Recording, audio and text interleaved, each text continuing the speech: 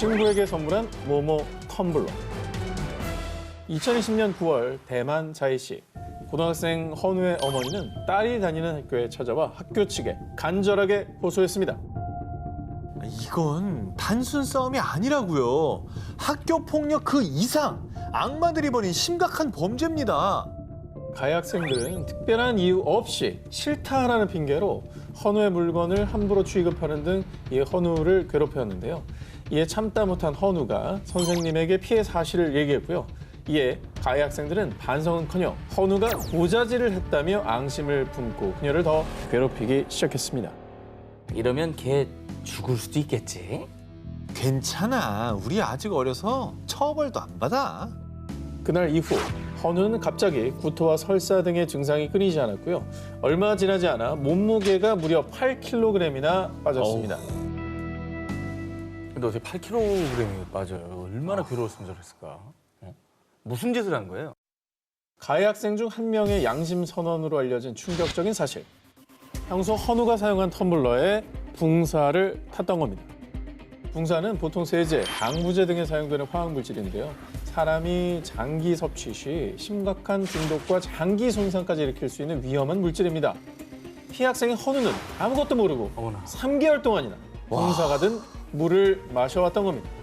내 몸이 3개월? 내 몸이 왜 일어나 했을 거 아니야.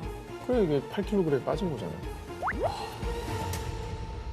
더 소름 돋는 사실은요. 이 일을 벌인 가해 학생들은 우리 뭐 장례식 갈 수 있겠는데 한 달이면 죽겠어. 자신들이 법적 처벌을 받지 않는 나이임을 알고 더 과감하게 이런 끔찍한 짓을 벌였다고 합니다. 하지만 알려진 바에 의하면 이 가해자들은 헌우를 괴롭힌 벌로요. 고작 다른 학교로 전학 가는 것에 그쳤다고 합니다. 퇴학만 시켜도 분노할 판에 전학을 시켰다고? 아구.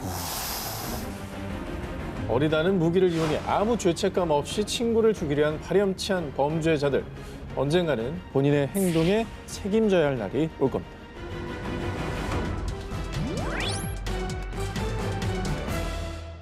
(2020년 12월 2일) 러시아 너튜버 스테니슬레이브 레시니코브는 평소와 다름없이 구독자들과 소통하며 생방송을 진행 중이었습니다. 그런데 바로 그때 내 여자친구를 괴롭히면 후원금 $1,000 쏴준다. 저걸 제안하는 놈도 이상하지만 설마 저걸 받아쓰려고? 스테니슬레이브는 이 말도 안 되는 제안에 우리처럼 화를 네. 내기는커녕 자신의 여자친구 말렌티나를 발코니에 가둔 뒤 문을 잠가버렸습니다. 모스크바의 12월 평균 최저 기온은 영하 8.6도입니다. 평균이요. 게다가 당시 발렌티나는 겉옷을 입지 않은 속옷 차림이었습니다. 와, 저거는 동서할 수도 있는 거 아니에요? 야, 근데 러시아 유명하잖아요. 막 물 뿌리면 그대로 얼어버리는. 그대로 얼죠. 이거는 장난이 아니에요. 이건 너무 지나친 아니, 거지. 게다가 속옷바람이었다며. 후원금과 조회수에 눈이 멀어서요. 여자친구를 혹한의 추위에 방치하는 사이 그녀는 의식을 잃었습니다. 자, 이후에 구급대원들이 스테니슬레이브의 집으로 출동을 했습니다. 그러나 정말 안타깝게도요. 이미 그녀는 세상을 떠난 뒤였습니다. 이게 명백히 살인이에요. 저 여자의 인생이 너무 불쌍하다. 자, 여러분, 제 기사 끝나는 줄 아십니까? 네? 뭐라고요? 아직은 분노하기에 이릅니다. 뭐가 더 있어? 여자친구 발렌티나 시신을 확인해봤습니다. 그 결과 그녀의 사망 요인은 저체온증이 아니었습니다. 에? 뭐라고? 바로 머리 부상이었습니다. 방송 초반에 스테니슬레이브가 그녀에게 폭행까지 했던 겁니다. 그러나 아니, 발렌티나는 원래 뇌졸중을 앓고 있었다고요. 아니, 얼마나 세게 때렸길래 그렇죠. 사람이 죽어? 반성 없이 저렇게 계속 뇌졸중 운운하는 것도 너무 꼴보기 싫네요. 또 하나의 사실은 사망 당시 네, 그것만 아니면 좋겠어요. 발렌티나는 임신 중이었습니다. 이전 방송에서 임신 사실을 공개해 남자친구인 스테니슬레이브를 비롯해 구독자들까지 이 임신 사실을 알고 있었다고 합니다. 야, 구독자들도 똑같은 놈들이네, 그럼. 구독자들도 쓰레기인 거죠. 자신의 아이를 가진 여자친구의 생명과 바꾼 후원금 100만 원가량입니다. 이제 만족하십니까?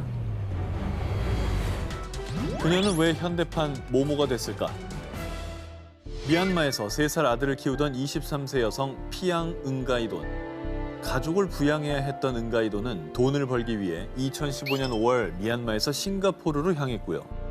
경찰관인 케빈 첼밤과 가이아티리 무루가얀 부부의 집에 가사 도우미로 취직했습니다. 아, 불안해. 그런데 그녀가 일을 시작한 지 1년이 조금 지난 2016년 7월 은가이돈이 사망하는 충격적인 사건이 발생했습니다.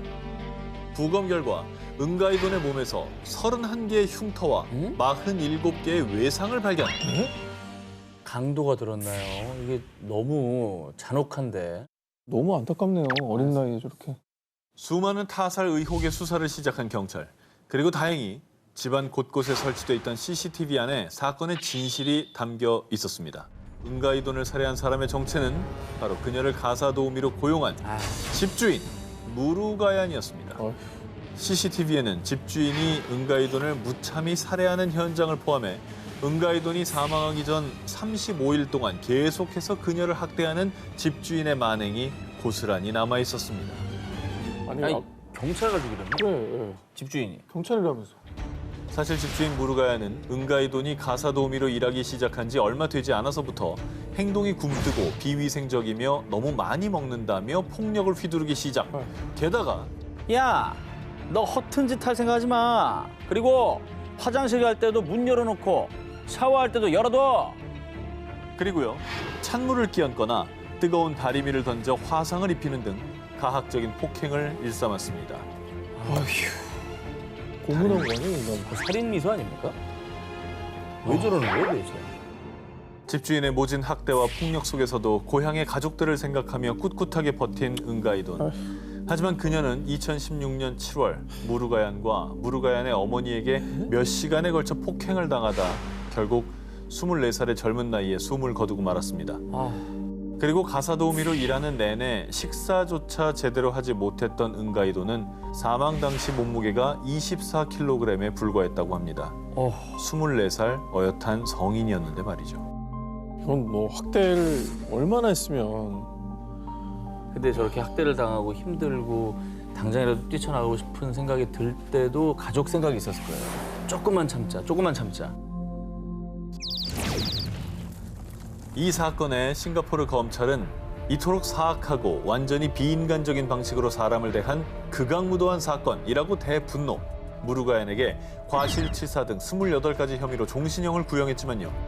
그녀의 변호인단은 무루가얀이 당시 우울증을 앓고 있었고 그만해, 우울증 좀. 강박성 인격장애 진단을 받았다고 주장하며 가명을 요청했다고 합니다. 정당에 고용한 본인의 가사 도우미고 이 직업을 가진 사람입니다. 노예가 아니거든요. 지금이 어떤 중세시대, 뭐 고대시대도 아닙니다. 정신 차려야 돼요, 이거. 진짜. 정신이 돌아올까도 참 의문이네요.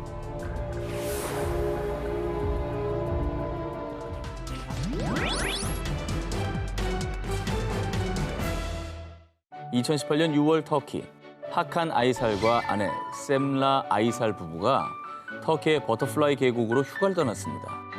당시 아내 셈라는 임신 7개월로요. 두 사람은 다정하게 데이트도 즐기고 계곡 절벽에서 함께 사진도 찍으며 행복한 시간을 보냈습니다. 이게 임신 7개월이라는 게 부부의 대화의 90%가 얼마나 힘들어, 우리 아내, 그리고 우리 아이 키우면 어떻게 키우자. 애가 어떻게 생겼을까? 궁금해하면서. 그리고 얘는 어떤 인생을 살까? 뭐 그렇게 하면서 서로 이제 또 힘든 거 위로해 가면서 앞으로 키울 아이 물건 사고 그 좋은 얘기만 할 때거든요. 그게.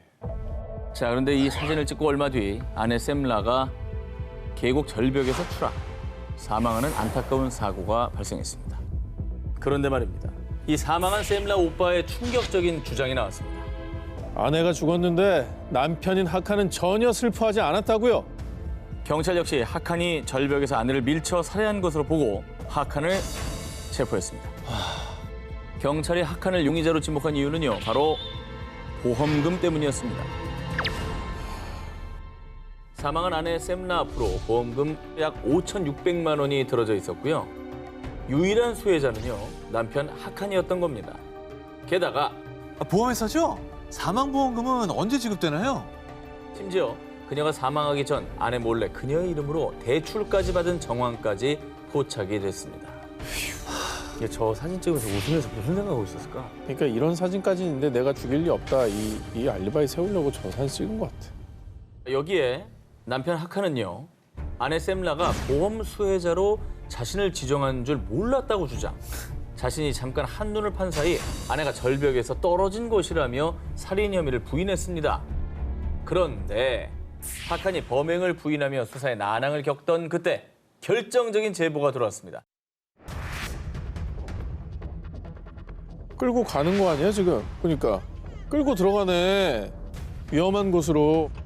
그렇습니다. 사고 당일 계곡에 있던 한 관광객은요. 그 남자 좀 이상했어요. 둘 중 한 명은 절벽으로 떨어질 것 같았다고요. 우연히 본 하칸의 행동이 너무나 수상해 영상으로 찍었다며 경찰에 제보한 겁니다. 딱 걸렸네. 그리고 15분 정도면 충분히 둘러볼 수 있는 그 절벽에서 무려 3시간이나 머물러 있었다고 합니다. 이에 검찰은 하칸이 주변을 살피며 범행 타이밍을 노렸다. 즉 계획된 살인 범죄라고 판단한 것이죠. 끔찍한 건 3시간을 계속 죽일 생각을 하고 있었다. 그치. 자, 지난 2월 검찰은 그를 살인 혐의로 기소, 재판이 진행 중인데요. 아내가 웃고 있는 마지막 사진을 보고도 정말 느껴지는 게 없을까요? 묻고 싶습니다. 지난 3월 미국 캘리포니아주 중부 법원에서 40대 남성 알리 엘메젠에게 징역 212년이 선고됐습니다. 와, 210년이요? 네, 이 정도면은 뭐 흉악범? 흉악범. 연쇄살인범 뭐 이런 거 아니에요? 사건의 발단은 2015년으로 거슬러 올라갑니다. 스라에 세 아이를 둔 아빠 엘메제는 막내를 캠프에 보내고 당시 8살, 13살이었던 아들 2명과 아내와 함께 차를 타고 이동 중이었습니다. 그런데 아 여보, 우리 아이들 좀 살려줘요. 엘메젠 가족이 탑승한 차가 바다에 빠지는 사고가 발생. 당시 엘메젠과 아내는 가까스로 목숨을 건졌지만요. 카시트에 묶여있던 2 아들은 안타깝게도 사망하고 말았습니다. 그런데 알고 보니 이것은 아빠 엘메젠의 계획적인 자작극. 엘메젠이 일부러 사고를 일으켜 이 자폐증을 앓고 있던 2 아들을 살해한 것입니다. 엘메젠이 이토록 끔찍한 짓을 벌인 이유, 바로 보험금 때문이었습니다. 경찰 수사 결과 밝혀진 놀라운 사실. 아빠 엘메젠은 2012년 7월부터 불과 8개월 사이에 가족들 명의로 8개의 생명보험에 가입, 연소득의 5분의 1을 생명보험료로 내고 있었던 겁니다. 누가 봐도 이건 보험을 가입해서 타내기 위해서 그렇죠. 계획 범죄를 저지른 겁니다. 그럼 와이프는 이거 동참한 거예요? 아내는 남편 엘메젠의 끔찍한 계획을 일치 몰랐습니다. 사실 엘메젠은 사고 당일 아내도 아이들과 함께 죽을 것이라 예상했는데요. 계획과 달리 아내가 생존하자 이번에 또 다른 범죄를 계획했습니다. 엘메젠은 보험금을 독식하기 위해 아내의 신분을 도용하고 아내 명의의 수표는 자신의 개인 계좌로 이체, 보험금 26만 달러, 한화 약 3억 원을 가로챘습니다. 그러니까 와이프까지 다 죽이고 내가 다 받겠다 이런 생각을 하는 나 혼자 계획한 거니까. 진짜 사이코패스. 정말 악마. 이건 사이코패스. 정말 기막힌 건 엘메진이 친아들을 죽여서 가로챈 돈으로 사들인 게 부동산과 보트였다는 사실입니다. 자, 그런데 말입니다. 이후에 체포된 엘메진은요. 제일 후회되는 건 경찰에 잡혔다는 거예요. 처벌의 의미가 없네. 아무 의미가 없죠. 남겨진 아들이 너무 불쌍해. 앞으로 정말 어떻게 살아? 악마를 실업자로 만든 자들 19, 저 한 기자의 1위 후보 공개합니다. 2021년 2월 28일 미국 오하이오주에 위치한 한 경찰서에 아이가 사라졌다는 실종 신고가 접수됐습니다. 당시 경찰서장은 사건 경위를 조사하기 위해 신고자들에게 아이의 마지막 모습에 대해 물었는데요. 그러자 자신이 엄마라고 밝힌 브리테니 고스니는요. 저희는 집에 있었고 아이가 혼자 공원에 간다고 나갔는데 사라졌어요. 그리고 엄마 고스니의 남자친구라고 밝힌 제임스 해밀턴은 이렇게 답했습니다. 글쎄요, 제가 마지막으로 본 게 언제였더라? 기억이 안 나는데요. 아이가 실종된 것 치고는 이상하리만큼 차분한 말투에 두 사람의 진술이 일치하지 않자 경찰서장은 신고한 이들을 의심. 강하게 추궁했는데요. 그러자 고순이의 입에서 나온 충격적인 고백. 아 그래요. 사실 제가 죽였어요. 사건은 실종 신고 이틀 전으로 돌아갑니다.